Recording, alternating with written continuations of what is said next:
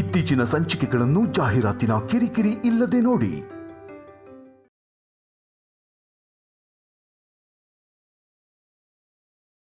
ಯಾರು ಹೋಗಕ್ ಹೇಳಿದ್ದು ಅನ್ನೋದು ಸಮಸ್ಯೆ ಅಲ್ಲ ಅತ್ತೆ. ನನ್ ಗಂಡನ್ ದುಡ್ಡಲ್ಲಿ 10,000 ಏನಾಯ್ತು ಅನ್ನೋದು. ಯಾಕೆ ಚಿಂತೆ ಮಾಡ್ತೀರಾ? ಅವಳು ಬಂದ ಮೇಲೆ ಕೇಳೋಣ ಬಿಡಿ.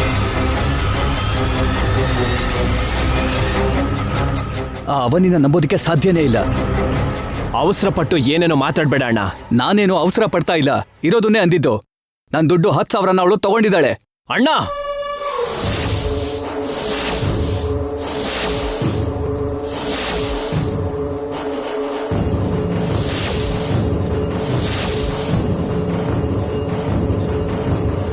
ಏ ರಾಧಾ, ನಿಜ ತಿಳ್ಕೊಳ್ದೆ ಹಾಗೆಲ್ಲ ಮಾತಾಡಬಾರ್ದು ಕಣೋ. ನನ್ನ ಹತ್ರ ಆಧಾರ ಇದೆ ಅಪ್ಪ, ಇನ್ನೇ ನಿಜ ಗೊತ್ತಾಗ್ಬೇಕು. ದೊಡ್ಡ ಕಳ್ಳಿ ಅನ್ಸುತ್ತೆ ಅವಳು.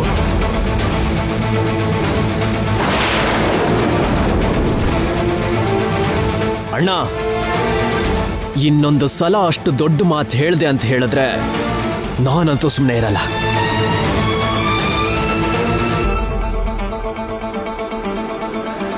ಕಳ್ಳಿನ ಕಳ್ಳಿ ಅಂದೆ ತುಂಬಾ ಸಂಸ್ಕಾರವಂತೆ ಅನ್ಬೇಕಾ? ಅವನಿ ಬಗ್ಗೆ ಇನ್ನೊಂದು ಮಾತು ಮಾತಾಡ್ದೆ ಅಂತಂದ್ರೆ ನಾನ್ ಸುಮ್ಮನೆ ಇರೋದಿಲ್ಲ.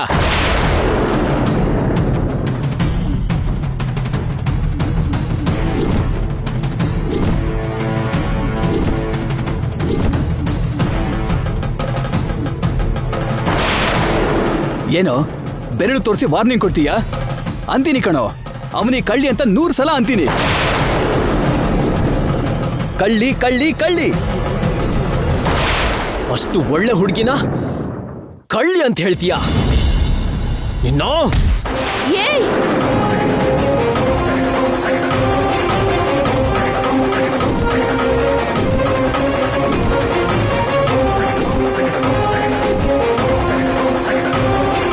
ಶ್ರೀಕರ್, ಬಿಡೋ ಅವ್ನ.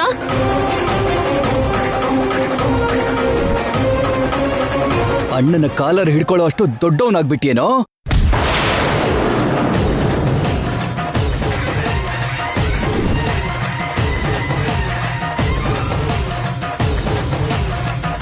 ಶ್ರೀಕರ್, ಮರ್ಯಾದೆಯನ್ನ ಬಿಟ್ಬಿಡು. ತಪ್ಪಾಗಿ ಮಾತಾಡಿದಕ್ಕೆ ಸಾರಿ ಕೇಳಿದ್ರೇನೆ ಬಿಡ್ತೀನಿ. ಕಳ್ತನ ನಿರೂಪಿಸ್ತೀನಿ, ಆದ್ರೆ ಸಾರಿ ಮಾತ್ರ ಕೇಳಲ್ಲ.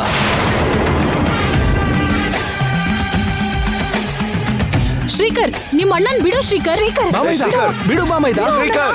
ರಾಧಾ, ಬಿಡು ಅವ್ನ. ಬಿಡು ಶ್ರೀಕರ್. ಬಿಡು ಬಾಮೈದ. ಶ್ರೀಕರ್, ನೀನ್ ನಿಂತ್ಕೋ. ಶ್ರೀಕರ್, ಏನು ಮಾಡ್ತಿದ್ಯಾ? ಶ್ರೀಕರ್, ನಿಲ್ಸಿ. ನನ್ಗೋಸ್ಕರ ನೀವು ಜಗಳ ಮಾಡಬೇಡಿ. ನಿಲ್ಸಿ, ದಯವಿಟ್ಟು ಬಿಡಿ.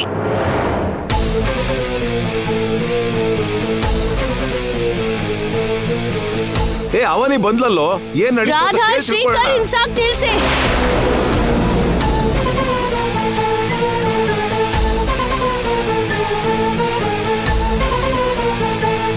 ಎಲ್ರು ದೂರಕ್ಕೆ ಹೋಗಿ. ಏನಾಯ್ತು ನಿಮ್ಗೆ? ನಿಜ ತಿಳ್ಕೊಳ್ದೇನೆ ಅದ್ ಹೇಗ್ ಮಾತಾಡ್ತಾನಮ್ಮ? ಸಾಕ್ಷಿ ಇರೋದಕ್ಕೆ ಮಾತಾಡ್ದೆ. ನೋಡಿದ್ಯಾ? ನೀನ್ ಮಾಡಿರೋ ಕೆಲ್ಸಕ್ಕೆ ಏನಾಗ್ತಿದೆ ಅಂತ ನೋಡು. ಅಣ್ಣಂದ್ 10,000 ರೂಪಾಯಿ ತಗೊಂಡಿದ್ಯಾ ಅಂತ ಬಾಯಿಗೆ ಬಂದಾಗ ಮಾತಾಡ್ತಿದ್ದಾರೆ. ಆ ದುಡ್ಡನ್ ಏನ್ ಮಾಡಿದ್ಯೋ ಹೇಳಿ, ನಿನ್ ವ್ಯಕ್ತಿತ್ವ ಎಂತದ್ದು ಅಂತ ತಿಳಿಸು. ಅಕ್ಕ, ನಾನು ಅದನ್ನ ನೋಡ್ಕೊಂತೀನಿ ತಗೋ. ಬೇರೆಯವ್ರ ದುಡ್ಡನ್ನ ಅನುಮತಿ ಇಲ್ದೆ ಉಪಯೋಗಿಸ್ಕೊತಿದ್ದಾಳಲ್ಲ, ಎಂತ ವ್ಯಕ್ತಿತ್ವ ಅಂತ ಅರ್ಥ ಆಗ್ತಿದೆ. ಮತ್ತೊಂದು ಮಾತು ಬರ್ದಿರೋ ತರ ಉತ್ತರ ಕೊಡು.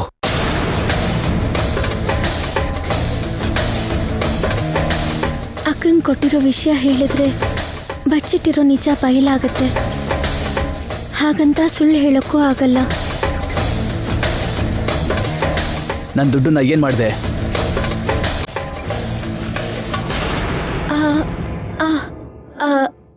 ಅದು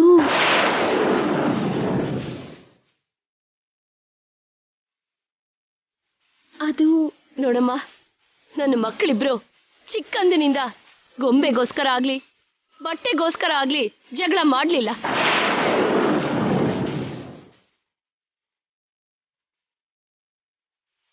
ಮದುವೆ ಆದ್ಮೇಲೆ ಆಸ್ತಿ ಬಗ್ಗೆ ಆಗ್ಲಿ ದುಡ್ಡಿನ ಬಗ್ಗೆ ಆಗ್ಲಿ ಹೊಡೆದಾಡ್ಕೊಂಡಿಲ್ಲ.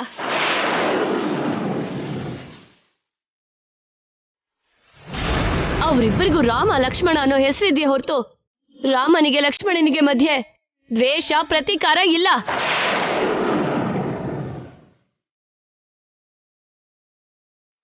ನಮ್ಮ ಮನೆಯಲ್ಲಿ ಕೆಲವು ವಿಷಯಗಳಲ್ಲಿ ಚಿಕ್ಕ ಚಿಕ್ಕ ಅಭಿಪ್ರಾಯ ಭೇದ ಇರಬಹುದು, ಆದ್ರೆ ಅಣ್ಣ ತಮ್ಮ ಯಾವತ್ತೂ ಬೈದಾಡ್ಕೊಂಡಿರೋದೇ ಇಲ್ಲ.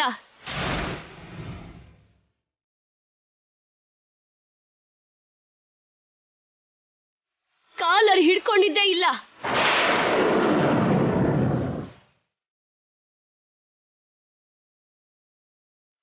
ಇವತ್ತು 10,000ಕ್ಕೋಸ್ಕರ ಶತ್ರುಗಳ ಹಾಗೆ ವರ್ತಿಸಿದ್ರು ಅಂತ ಹೊರಗಡೆ ಗೊತ್ತಾದ್ರೆ ನಮ್ಮ ಮರ್ಯಾದೆ ಹೋಗುತ್ತೆ.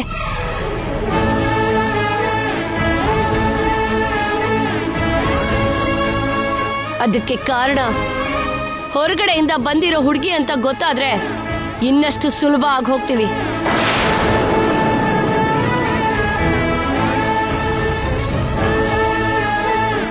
ಹೊರಗಡೆಯವರು ಏನ್ ಅನ್ಕೋತಾರೋ ಅಂತ ಅನ್ಕೊಳ್ಳೋದಕ್ಕೂ ಮುಂಚೆ ನನ್ನ ಕಣ್ಣು ಮುಂದೆ ನನ್ನ ಮಕ್ಕಳಿಬ್ರು ಶತ್ರುಗಳ ಹಾಗೆ ವರ್ತಿಸೋದನ್ನ ನನಗೆ ತಡ್ಕೊಳಕ್ಕಾಗ್ತಿಲ್ಲ.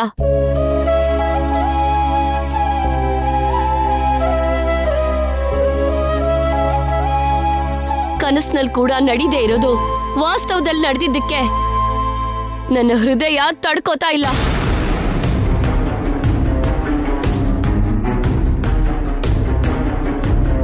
$10,000 ನಿನಗೆ ಸಹಾಯ ಮಾಡದೇ ಇರೋ ಅಂತ ಮನೆ ಅಲ್ಲ ಇದು. ಆ ದುಡ್ಡನ್ನ ಯಾಕೆ ಉಪಯೋಗಿಸ್ಕೊಂಡೆ ಹೇಳೋ?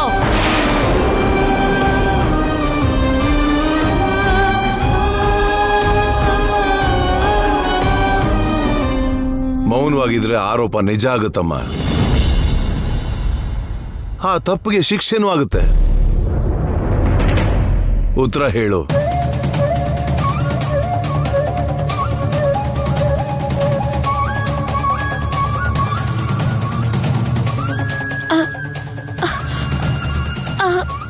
ಆ ದುಡ್ಡನ್ನ ನಾನೇ ಉಪಯೋಗಿಸ್ಕೊಂಡೆ.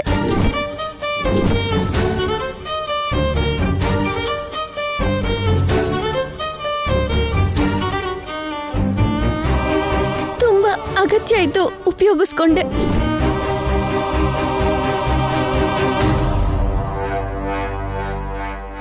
ಸದ್ಯದಲ್ಲೇ ಅದನ್ನ ವಾಪಸ್ ಕೊಡ್ತೀನಿ.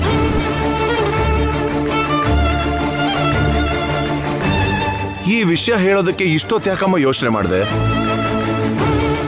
ಈ ವಿಷಯ ಹಣ ಬಳಸ್ಕೊಳ್ಳೋಕ್ ಮುಂಚೆ ನಮ್ಗೆ ಯಾರಿಗಾದ್ರೂ ಫೋನ್ ಮಾಡಿ ಹೇಳಿದ್ರೆ ಇಷ್ಟು ದೂರ ಬೆಳೀತಿರ್ಲಿಲ್ಲ. ಹೀಗೆ ನಡೆದಿದ್ದಕ್ಕೆ ನನ್ನ ಕ್ಷಮಿಸ್ಬಿಡಿ. ಮಕ್ಕಳು ಕಣ್ಣಿನಂತವ್ರಮ್ಮ. ಒಂದು ಕಣ್ಣು ಮುಚ್ಕೊಂಡು ಇನ್ನೊಂದು ಕಣ್ಣಿಂದ ನೋಡ್ಬೇಕು ಅನ್ಕೊಳಲ್ಲ. ನನಗಿವರಿಬ್ರು ಸಮಾನನೇ. ಇವರಿಬ್ಬರ ಮಧ್ಯೆ ಇವತ್ತು ಒಂದು ಯುದ್ಧದ ವಾತಾವರಣ ಏರ್ಪಟ್ಟಿತ್ತು.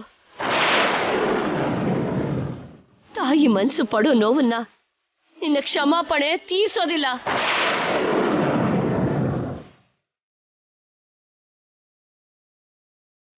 ದೇವರ ಉತ್ಸವದಲ್ಲಿ ನಡೆದಿದ್ದ ತಪ್ಪನ್ನ ಕ್ಷಮಿಸ್ಬಿಟ್ಟೆ. ಅದಕ್ಕೆ ನೀನು ನನ್ನ ಮನೇಲಿದ್ಯಾ?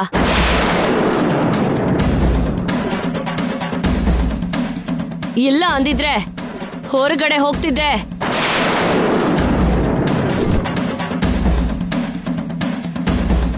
ಇನ್ನೊಂದ್ಸಲ ಇಂಥ ಪರಿಸ್ಥಿತಿ ತಂದ್ಕೋಬೇಡ.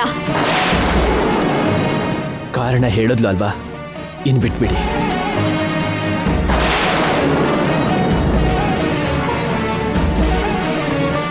ಅಷ್ಟು ದುಡ್ಡು ಏನಕ್ಕೆ ಉಪಯೋಗಿಸ್ದೆ? ಅದವಳು ಪರ್ಸನಲ್ ಕಾವ್ಯ. ಅವಳು ನಮ್ಮನೇಲಿದ್ದಾಳೆ ಮಾವ. ಇವಳು ಹೊರಗಡೆ ಮಾಡೋ ಕೆಲ್ಸ ನಾಳೆ ನಮ್ಮನೆಗೆ ಸುತ್ಕೊಂಡ್ರೆ? ಅಷ್ಟೇ ಅಲ್ವಾ? ಇವತ್ತು ದುಡ್ಡಾಯ್ತು, ನಾಳೆ ಬೀರೂನಲ್ಲಿರೋ ಬಂಗಾರ ಆಗುತ್ತೆ, ನಾಡಿದ್ದು ಆಸ್ತಿ ಪೇಪರ್ಸ್ ಆಗುತ್ತೆ. ಅದನ್ನ ಒಂದ್ಸರಿ ಉಪಯೋಗಿಸ್ಕೊಂಡ್ಮೇಲೆ ವಾಪಸ್ ಬರೋದಿಲ್ಲ ಬಮ್ಮೈದ. ನಾವು ಬೀದಿಗೆ ಬರೋದು ಬಿಟ್ರೆ. ನನ್ನ ವಿಷಯದಲ್ಲಿ ನೀವಷ್ಟು ದೂರ ಯೋಚನೆ ಮಾಡೋ ಅಗತ್ಯ ಇಲ್ಲ ರೀ. ಒಂದು ಸಲ ಕಳ್ಳರು ಸಿಕ್ಕಾಕೊಂಡ್ಮೇಲೆ ಎರಡನೇ ಸಲ ಅವ್ರನ್ನ ಹೇಗ್ ನಂಬಕ್ಕಾಗತ್ತೆ? ಅಕ್ಕ, ಯಾಕೋ ಕಿರ್ಚ್ಕೊತಿದ್ಯಾ?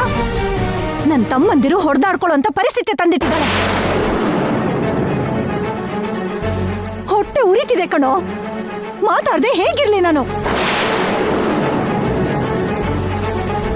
ಮಿಲಿಟರಿಲಿ ಅಣ್ಣ ಇದ್ದಾನೆ ಅಂತ ಹೇಳಿದಳಲ್ಲ, ಯಾಕೆ?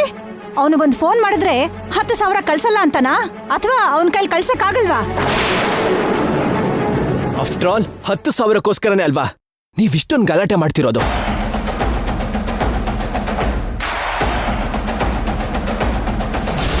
$10,000ಕ್ಕಿಂತ ಜಾಸ್ತಿನೇ ಇರುತ್ತೆ. ತಗೋ. ಏಯ್,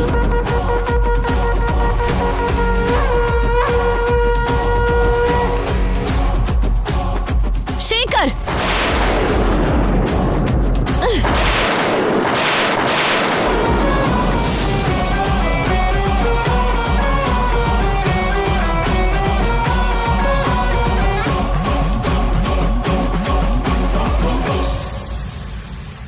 ಇಷ್ಟು ಅಹಂಕಾರ ಒಳ್ಳೇದಲ್ಲ.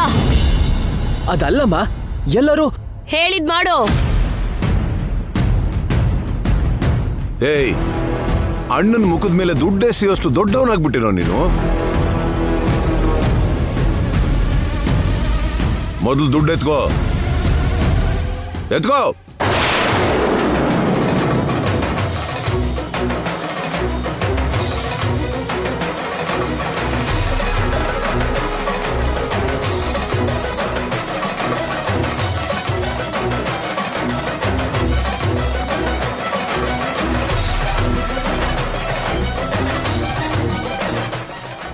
ಇರಿ,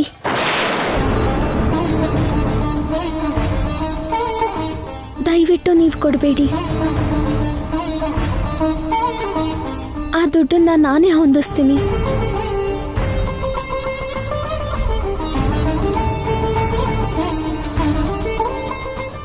ಹೊರಗಡೆ ವ್ಯಕ್ತಿಗೋಸ್ಕರ ಅಣ್ಣನ ಮೇಲೆ ನೀನ್ ತಿರುಗ್ಬಿದ್ದೆ. ಈ ವಿಷಯನ ನಾನು ಇಲ್ಲಿಗೆ ಸುಮ್ಮನೆ ಬಿಡ್ತೀನಿ ಅಂತ ಅನ್ಕೋಬೇಡ. ಎಲ್ಲಿಂದನೋ ಬಂದಿರೋಳ್ಗೆ ಸಲಿಗೆ ಕೊಟ್ಟಿದ್ಯಾ? ಅನ್ಯೋನ್ಯವಾದ ಕುಟುಂಬದಲ್ಲಿ ಹೇಗ್ ಬೆಂಕಿ ಹಾಕಿದಾಳೆ ಅಂತ ನೋಡು. ಹೊರಗಡೆ ವ್ಯಕ್ತಿ, ಹೊರಗಡೆ ವ್ಯಕ್ತಿ, ಹೊರಗಡೆ ವ್ಯಕ್ತಿ, ಅದೇ ಪದೇ ಇದನ್ನ ಹೇಳ್ತಿದ್ದೀರಾ. ಹಾಗಿರುವಾಗ ದುಡ್ಡು ಕೊಟ್ಟು ಐಟಮ್ಸ್ ತಗೋಬಾ ಅಂತ ಯಾಕೆ ಹೇಳಿದ್ರಿ? ಅವನಿನೇನಾದ್ರೂ ನಮ್ಮ ಮನೆ ಅತಿಥಿ ಅನ್ಕೊಂಡಿದ್ದೀರಾ? ಇಲ್ಲ ಅಂದ್ರೆ ನಮ್ಮ ಮನೆ ಕೆಲಸ ಮಾಡೋ ಕೆಲಸದವಳು ಅನ್ಕೊಂಡಿದ್ದೀರಾ? ಅವಳೇನೋ ಮನೆ ಸೊಸೆ ಅನ್ನೋ ಹಾಗೆ ಅಷ್ಟು ವಹಿಸ್ಕೊಂಡ್ ಯಾಕೆ ಬರ್ತಿದ್ಯಾ ಶ್ರೀಕರ್?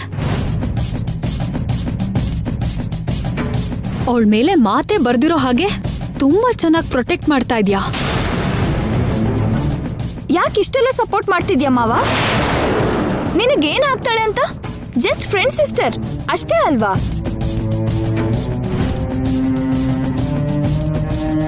ನಮ್ಗಿಂತ ಹೆಚ್ಚಾಗೋಗ್ಬಿಟ್ಲಾ? ನಿಮ್ಮಿಬ್ರ ಮಧ್ಯೆ ಅಂತ ಸಂಬಂಧ ಏನು? ಬಿಸಿಲು ತಾಗ್ದೇ ಇರೋ ಹಾಗೆ ನೆರಳಾಗ್ತಿದ್ಯಾ, ಮಳೇಲಿ ನೆನಿದೇನೆ ಛತ್ರಿ ಆಗ್ತಿದ್ಯಾ, ನಾವು ಯಾರು ಮಾತಾಡೋ ಪರಿಸ್ಥಿತಿ ಇಲ್ಲದೆ ಇರೋ ಹಾಗೆ ಸೈನ್ಯ ಆಗ್ತಿದ್ಯಾ. ಅವನಿ ವಿಷಯದಲ್ಲಿ ಯಾಕಿಷ್ಟು ಇಂಟ್ರೆಸ್ಟ್ ತೋರಿಸ್ತಿದ್ಯಾ ಬಾಮೈದ? ಅವತ್ ನೀನ್ ತುಂಬಾ ಒಳ್ಳೆ ಮನ್ಸಿಂದ ಮನೆ ಕರ್ಕೊಂಡ್ ಬಂದು ದೊಡ್ಡ ತಪ್ಪು ಮಾಡ್ಬಿಟ್ಯಮ್ಮ. ಆಗಿದ್ರ ಬಗ್ಗೆ ಬಿಟ್ಬಿಡಿ. ಇನ್ನೊಂದು ಸಲ ಇಂಥ ತಪ್ಪು ಆಗದೆ ಇರೋ ಹಾಗೆ ಅವ್ರವ್ರ ಮಿತಿಲಿ ಅವ್ರವ್ರಿರಿ. ಇನ್ನೊಂದ್ಸಲ ನನ್ ಗಂಡನ್ ಮೈ ಮೇಲೆ ಕೈ ಬಿತ್ತು ಅಂದ್ರೆ ಪರಿಣಾಮಗಳು ತುಂಬಾ ತೀವ್ರವಾಗಿರುತ್ತೆ.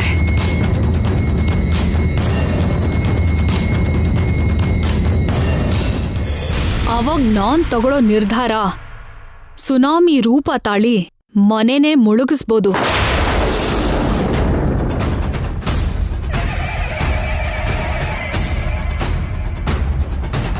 ಅಂಥ ಘೋರ ಪರಿಸ್ಥಿತಿನ ನೀವ್ಯಾರೂ ತಂದ್ಕೊಳ್ದೇ ಇರೋದು ಎಲ್ರಿಗೂ ಒಳ್ಳೇದು.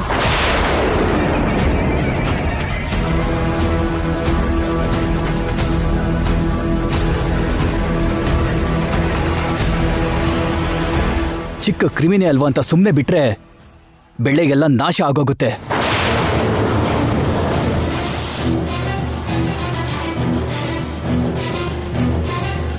ಇವತ್ತು ಇದು ಸಣ್ಣ ವಿಷಯ ಅಂತ ಬಿಟ್ಬಿಟ್ರೆ ನಾಳೆ ಇದು ಎಲ್ಲಿಗೆ ಹೋಗಿ ತಲುಪತ್ತೋ.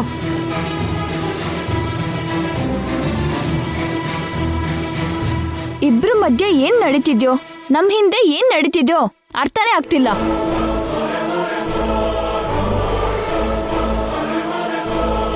ಶ್ರುತಿ ತಪ್ಪಿದ್ರೆ ರಾಗ ಹಾಳಾಗೋಗುತ್ತೆ. ಅತಿಥಿ ಮರ್ಯಾದೆ ಸ್ಥಾನ ಮೀರಿದ್ರೆ ಮನೆ ವಾತಾವರಣಕ್ಕೆ ಏಟು ಬೀಳುತ್ತೆ.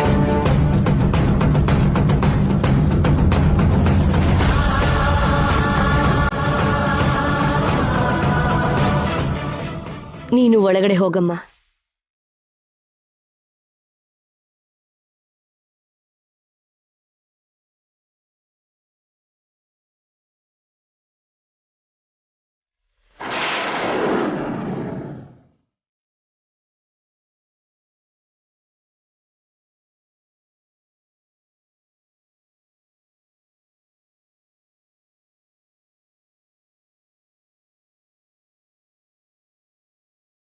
ಬೆಂಕಿ ಕಡ್ಡಿಯಿಂದ ಕಾಡುಗಳು, ಅಪವಾದದಿಂದ ಕುಟುಂಬಗಳು ಸುಟ್ಟು ಹೋಗುತ್ತೆ ಕಣೋ.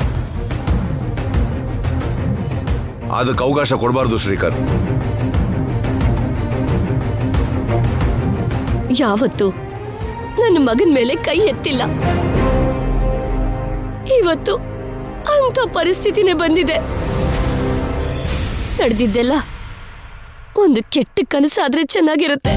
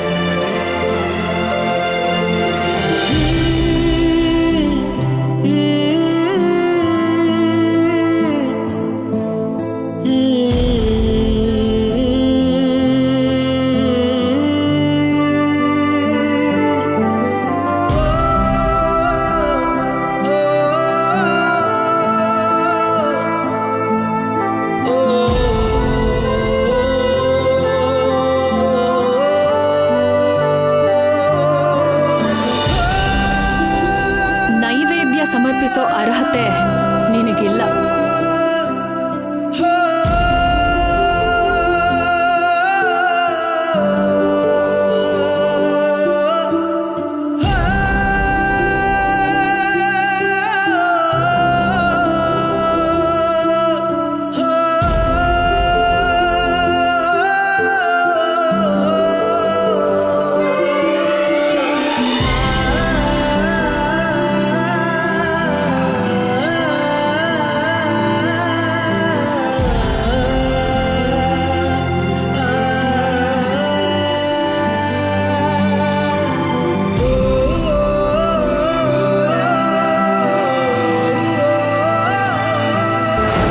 ವಿಷಯಗಳಲ್ಲಿ ಊಹಿಸ್ತಿರದೆ ನಡೆಯುತ್ತೆ.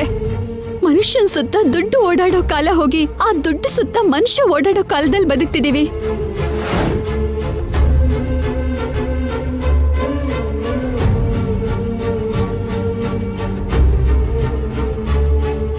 ಚಿಕ್ಕ ವಿಷಯನ ತುಂಬಾ ದೊಡ್ಡದ್ ಮಾಡಿದ್ರು, ಬಾಯಿಗೆ ಬಂದಾಗ ಮಾತಾಡಿದ್ರು.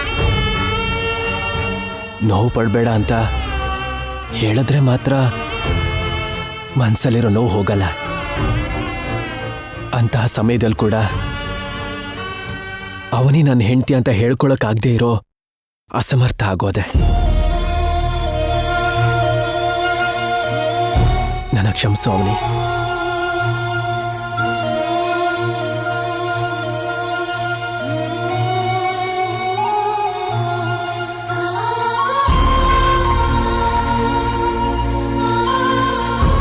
ಅದಕ್ಕೆ ಕಾರಣ ನಾನು, ಕರ್ತೃನು ನಾನೇ. ಕ್ಷಮಿಸು ಅಂತ ನೀವು ಕೇಳೋದು ನನ್ನ ನೋವನ್ನು ಜಾಸ್ತಿ ಮಾಡುತ್ತೆ ಹೊರತು ಕಡಿಮೆ ಮಾಡಲ್ಲ. ನೀವೇ ನನ್ನ ಕ್ಷಮಿಸಿ.